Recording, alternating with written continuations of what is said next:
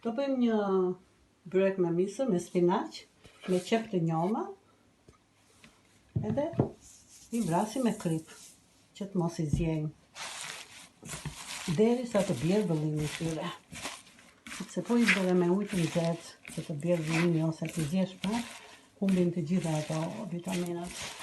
Kështu që për t'i ruajtur të gjalla ato, i vrasim me dorë.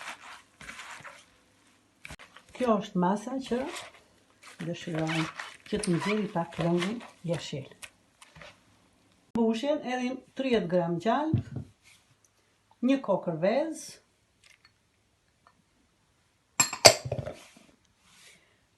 edhim djallë sipas dëshirës.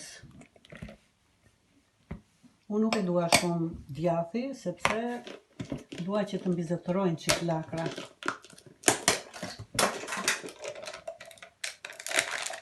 Edhim edhe një çik kos. Kos sipas dëshirës.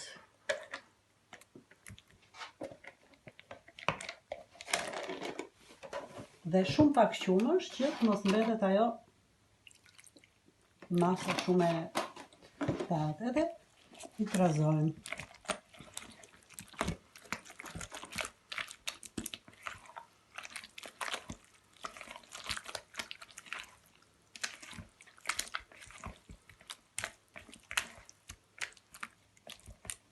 Derisa kemi masën e dëshiruar.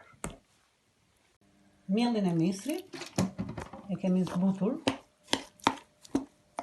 2 filxhan me miell misri me ujë, edhe unë e bëj gjysmë ujë, gjysmë qumësht. Që të bëhet një masë jo e lëngshme, po një si pun brumi. Tani, këtu kemi tepsin.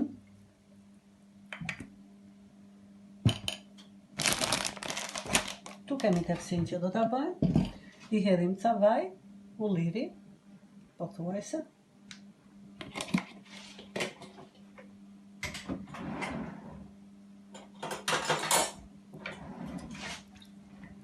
Kjo është që të mos ngjitet. I hedh një çik mirë vaj ulliri, sepse nuk i hedh fare mielli të misrit, nuk i hedh fare. Edhe hedh këtë masën në tenxhere, në tepsi, duke e hapur.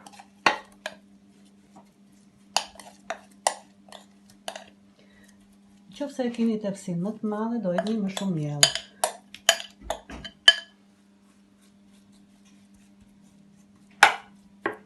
E hapim në mënyrë të njëtrajtshme kudo.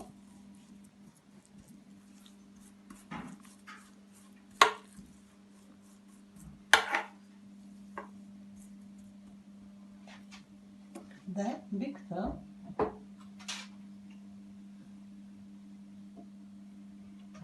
do hedhim masën e përgatitur më përpara.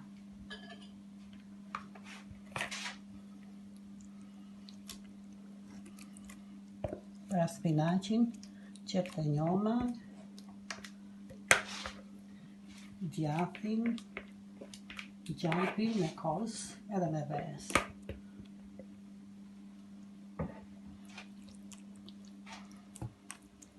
Edhe hapim kudo, megjithëse ka mbetur që këto copat e gjalpit.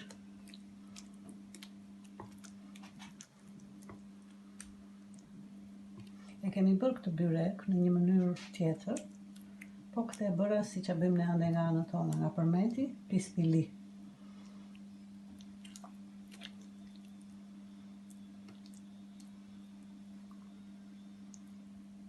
Dhe tani sipër,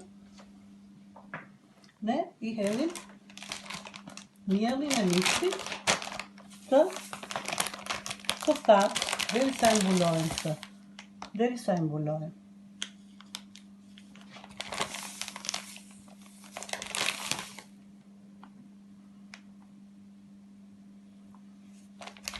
Kjo sipas dëshirës, mund t'i hedhni më pak, më shumë, por unë i hedh derisa të mbulohet sipërfaqja.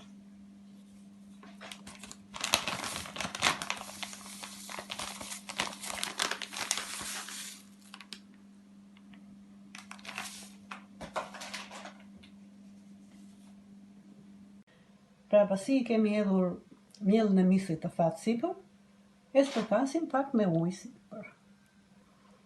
S'ka nevojë për vaj sipër ose kështu sepse i hodhëm gjalp brenda, vaj poshtë.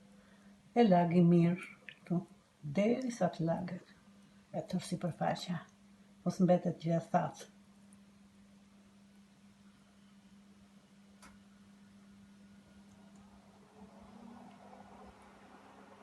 Sepse kur të piqet pastaj nuk mbetet e thatë.